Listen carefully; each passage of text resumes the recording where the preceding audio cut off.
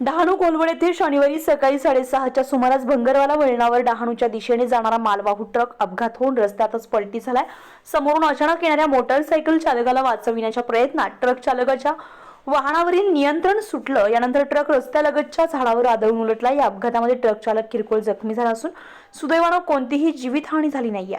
डहाणू कोलवड बोर्डी हा गुजरात राज्याला जोडणारा मुख्य सागरी राज्यमार्ग आहे।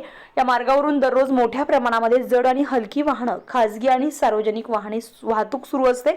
मात्र कोलवड परिसरामध्ये रस्ता अरुंद असल्यामुळे नेहमीच वाहतूक कोंडीच्या समस्या निर्माण होतात। त्यातच भंगारवाला येथील वळण अत्यंत धोकादायक असून रस्त्यालगत उंच संरक्षण भिंत उभारण्यात आलेली आहे। त्यामुळे वळणावर समोरून येणारे वाहन चालकांना स्पष्टपणे दिसत नाहीये। विशेषतः नव्या आणि अपरिचित चालकांना या वळणाचा अंदाज न आल्यामुळे अचानक वाहन समोर आल्यास अपघात घडताय। या धोकादायक वळणावर रस्त्याच्या दोन्ही दिशांना सूचना फलक लावावेत, वेग मर्यादा दाखविणारे बोर्ड बसवावेत, तसेच सुरक्षिततेसाठी आवश्यक उपाय तातडीने करावेत, अशी मागणी प्रवासी आणि वाहन चालक करताय। वेळेत उपाययोजना न झाल्यास भविष्यात मोठा अपघात होण्याची शक्यता असल्याची भीती नागरिकांनी व्यक्त केली आहे।